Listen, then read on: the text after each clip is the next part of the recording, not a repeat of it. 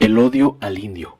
El fascismo, el odio racial, no solo es a expresión de una revolución fallida, sino, paradójicamente también en sociedades postcoloniales, el éxito de una democratización material alcanzada. Como una espesa niebla nocturna, el odio recorre vorazmente los barrios de las clases medias urbanas tradicionales de Bolivia. Sus ojos rebalsan de ira. No gritan, escupen, no reclaman, imponen. Sus cánticos no son de esperanza ni de hermandad, son de desprecio y discriminación contra los indios. Se montan en sus motos, se suben a sus camionetas, se agrupan en sus fraternidades carnavaleras y universidades privadas y salen a la caza de indios alzados que se atrevieron a quitarles el poder. En el caso de Santa Cruz, organizan hordas motorizadas 4x4 con garrote en mano a escarmentar a los indios, a quienes llaman collas, que viven en los barrios marginales y en los mercados. Cantan consignas de que hay que matar collas, y si en el camino se les cruza alguna mujer de pollera, la golpean, amenazan y conminan a irse de su territorio. En Cochabamba organizan convoyes para imponer su supremacía racial en la zona sur, donde viven las clases menesterosas, y cargan como si fuera un destacamento de caballería sobre miles de mujeres campesinas indefensas que marchan pidiendo paz. Llevan en la mano bates de béisbol, cadenas, granadas de gas, algunos exhiben armas de fuego. La mujer es su víctima preferida. Agarran a una alcaldesa de una población campesina, la humillan, la arrastran por la calle, le pegan, la orinan cuando cae al suelo, le cortan el cabello, la amenazan con lincharla, y cuando se dan cuenta que son filmados, deciden echarle pintura roja, simbolizando lo que harán con su sangre. En La Paz sospechan de sus empleadas, y no hablan cuando ellas traen la comida a la mesa. En el fondo les temen, pero también las desprecian. Más tarde salen a las calles a gritar, insultan a Evo y con él a todos estos indios que osaron construir democracia intercultural con igualdad. Cuando son muchos arrastran la huipala, la bandera indígena. La escupen, la pisan, la cortan, la queman.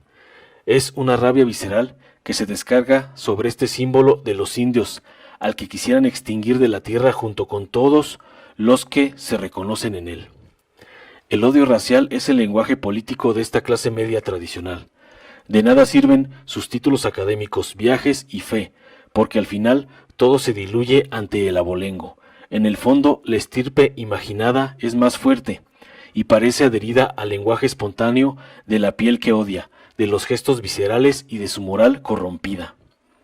Todo explotó el domingo 20, cuando Evo Morales ganó las elecciones con más de 10 puntos de distancia sobre el segundo, pero ya no con la inmensa ventaja de antes, ni el 51% de los votos. Fue la señal que estaban esperando las fuerzas regresivas agazapadas. Desde el timorato candidato opositor liberal, las fuerzas políticas ultraconservadoras, la OEA y la inefable clase media tradicional. Evo había ganado nuevamente, pero ya no tenía el 60% del electorado. Estaba más débil y había que ir sobre él. El perdedor no reconoció su derrota.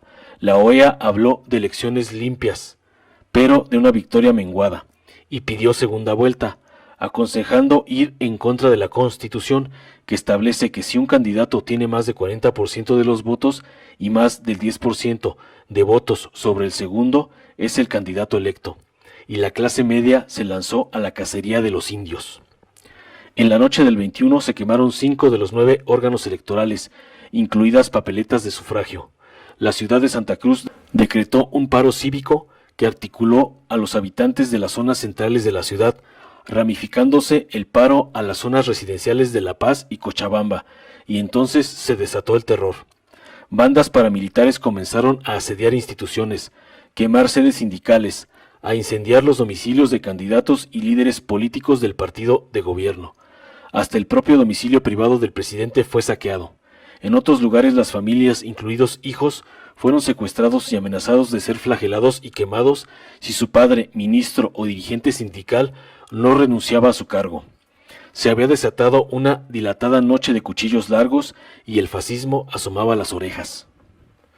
Cuando las fuerzas populares movilizadas para resistir este golpe cívico comenzaron a retomar el control territorial de las ciudades con la presencia de obreros, trabajadores, mineros, campesinos, indígenas y pobladores urbanos, y el balance de la correlación de fuerzas se estaba inclinando hacia el lado de las fuerzas populares, vino el motín policial.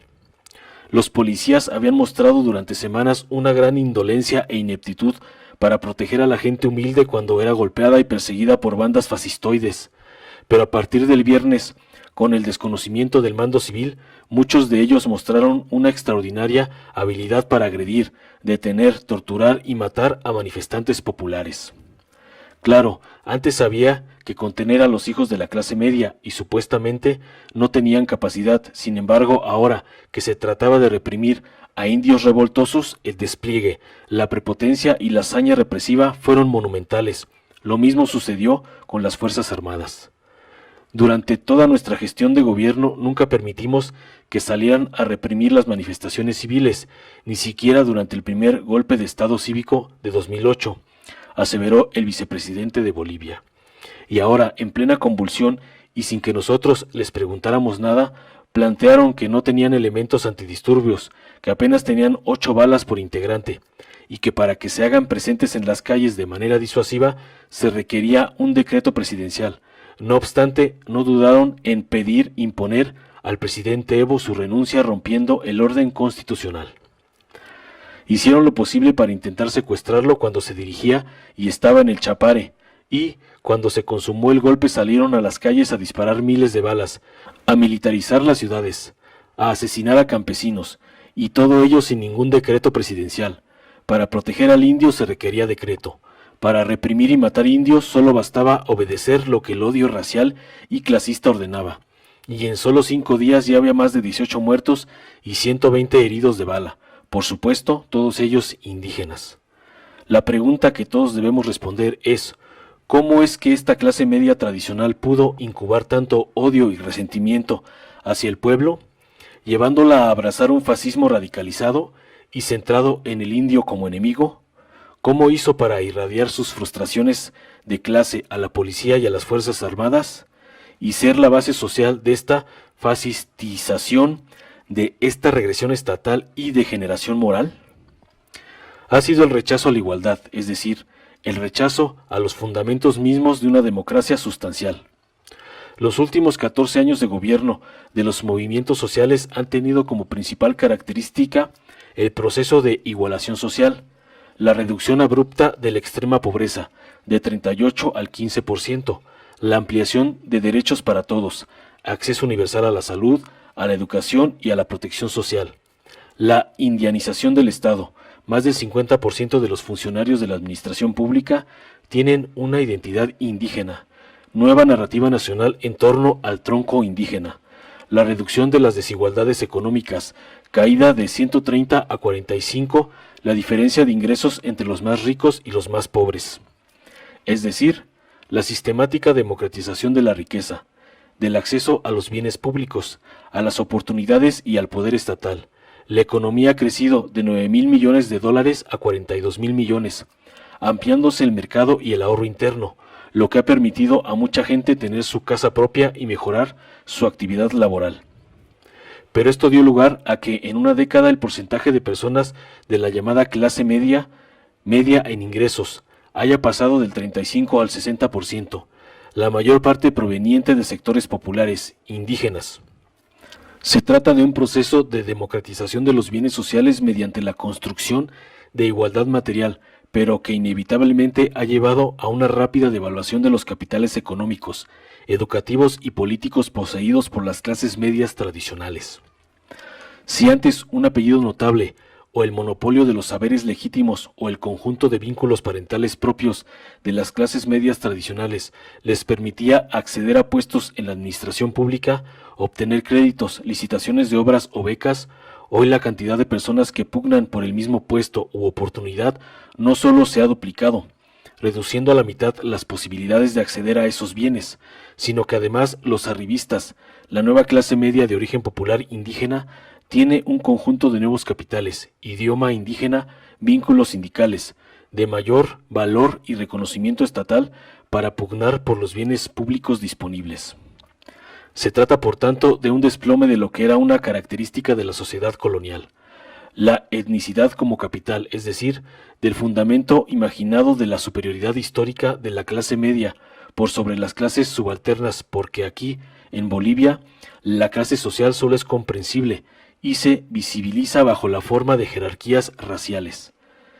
El que los hijos de esta clase media haya sido la fuerza de choque de la insurgencia reaccionaria es el grito violento de una nueva generación que ve como la herencia del apellido y la piel se desvanece ante la fuerza de la democratización de bienes.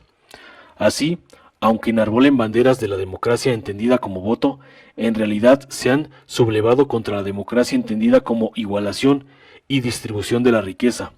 Por eso el desborde del odio, el derroche de violencia, porque la supremacía racial es algo que no se racionaliza, se vive como impulso primario del cuerpo, como tatuaje de la historia colonial en la piel.